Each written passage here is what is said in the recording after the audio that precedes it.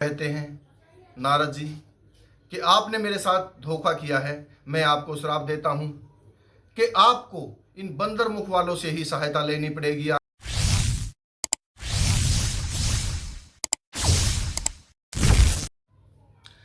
जब नारद मुनि को अभिमान होता है कि उन्होंने काम पे विजय पा ली है, तो ब्रह्मा जी के पास जाते हैं और कहते हैं कि पिताजी, आपने शादी रचाई, माता सरस्वती के साथ घर गृहस्थी बसाई, और मेरे गुरु विष्णु जी ने भी शादी रचाई, माता लक्ष्मी के साथ घर गृहस्थी बसाई, और शिव शंकर भगवान ने भी माता पार्वती के साथ शादी रचाई, घर गृहस्थी बसाई और काम को जलाया। मैंने तो काम पे विजय पा ली है।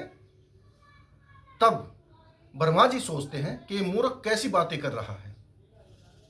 बोले अच्छा चलो कोई बात नहीं, देखते हैं।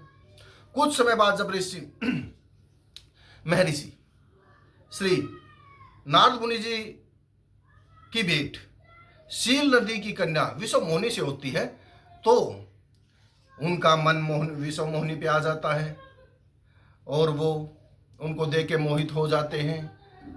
फिर विष्णु जी से अरदास करते हैं कि हे विष्णु भगवान, मुझे श्रीमुख दे दो।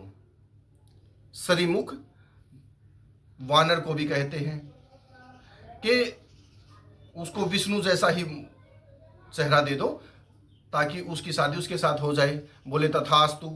जब स्वयंवर हुआ तो स्वयंवर के बीच में जब नारद मुनि जाके बैठे तो उन्होंने शील नदी की कन्या जो थी विषम मोहिनी, उन्होंने देखा कि लाइन में ही बंदर बैठा है, तो उसने 2 लाइनें छोड़ दी, और जब 2 लाइनें छोड़ के तीसरी लाइन में शुरू हो माला डाली, तो जो नारद जी के पास जो ब्राह्मण बैठे थे उन्होंने सोचा कि अच्छा मूर्ख है ये भी आके बैठ गया, और बैठ गया तो इसने तो लाइन ही छुटवा दी।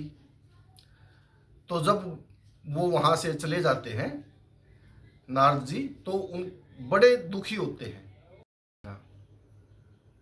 नदी के पानी में देखते हैं तो वो देखते हैं कि उनका चेहरा बंदर के जैसा है, और उधर से विष्णु भगवान बाहर आ जाते हैं स्वयंवर से विश्व मोहिनी जी के साथ।